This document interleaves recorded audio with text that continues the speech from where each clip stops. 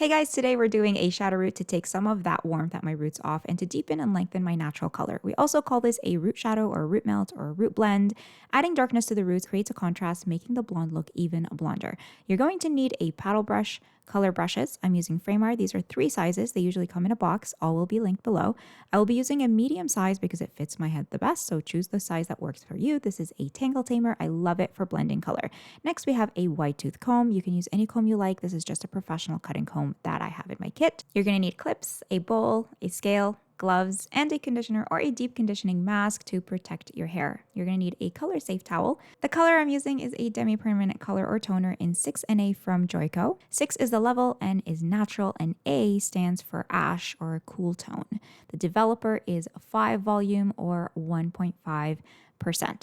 Now to start, I'm going to brush out my hair and then we will section it. Brushing your hair is absolutely paramount. You cannot skip this step. It's important to remove all knots from your hair before you start for the smoothest application. Even after you've brushed out your hair, brush it out some more. I did a mistake though, and that I should have dampened my hair for this application. Do not do this on dry hair. Please wet your hair and then towel dry it and then follow these steps. Section your hair down the middle part, section from the top of the head to the top of the ear, and then clip away the front sections. Do the same thing on the other side using your duckbill clips. Also will be linked below. Now you want to apply your conditioner on mids to ends, preferably on damp hair, but I did totally forget to wet my hair. I don't know why this happened, but I was so caught up in doing this video that I forgot to wet my hair. The conditioner will protect the ends from getting the dark color on them so we don't have any blotches. I'm switching to New Wash because it does have a much thinner viscosity. This is the New Wash in the original formula. The mask was just too heavy for my liking. This is a gentle cream cleanser and a conditioner in one. To try yours, check the link below for a 15% off your first purchase. Clip the towel around your shoulders, put on your gloves, brush out your hair again to prep and start mixing the color. I mixed the total of 20 grams, so 10 of the color and then 10 of the developer, 10 grams of each, which was more than enough for my thin hair. The ratio for Joico is 1:1, but please do read the instructions on the color that you are using. Section the middle, down the back, and separate the two. Start by applying the color on the roots. This was super awkward, not gonna lie. I thought I was doing such a good job until I watched back what I was doing and I was like, oh my God, it's not even on my scalp. If you have someone to help you, you will have a much easier time. We're going to work our way up from the left side and then we're going to work the right side. Section off the bottom and apply the color at the roots, making sure you feel it on your scalp. This color does have a thinner consistency, so it does run and it transfers from section to section. Separate the hair in horizontal lines and brush the color on. Be generous with your application because you don't want to miss any spots. Take the next section and do the exact same thing. Brush out the sections with the Tangle Tamer without disturbing the roots. You're not trying to brush out the root, you're really just trying to blend from the roots down to the mid section so it just looks really natural. Next section, same thing. Keep your brush generous and flick it off at the round of the head. You're looking at applying about 1 to 2 inches of depth, and I am going to apply a little bit more, about 3 inches at the crown area. Let's talk about why I chose the color 6NA. I'm naturally between a 5 and a 6, so the 6 is a really good starting point. Because it's ash, because there's an ash in there, meaning it has blue and it probably has a little bit of violet, it will drop the color down to bring it to a level 5, which is a little bit darker.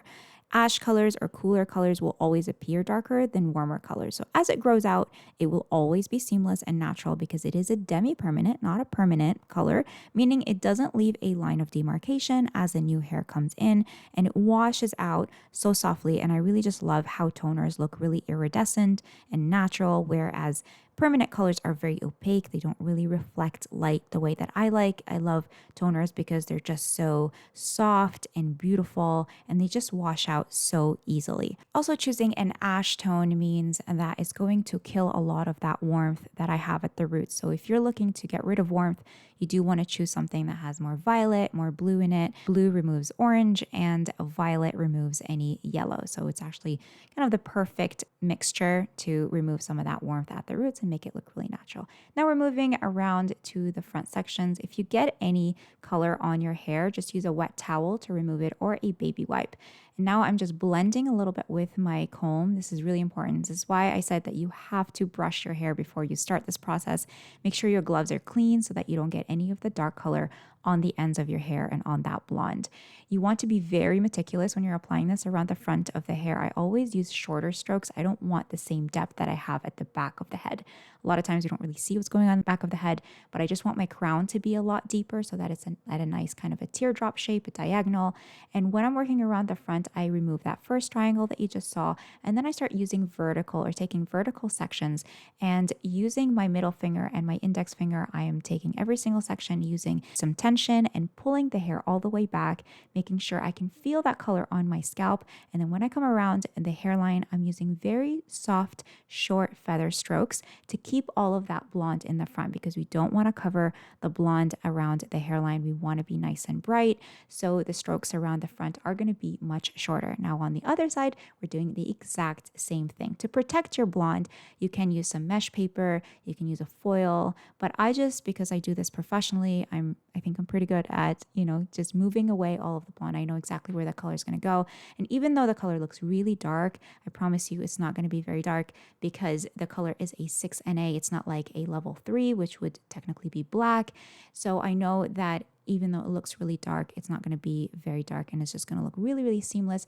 The trick here is just to apply it with a very light hand, use feather strokes, be very gentle with your hair, and just make sure that your sections are saturated, but also very light. Doing these vertical sections at the front are so much easier than doing horizontal sections. They're just easier to manage.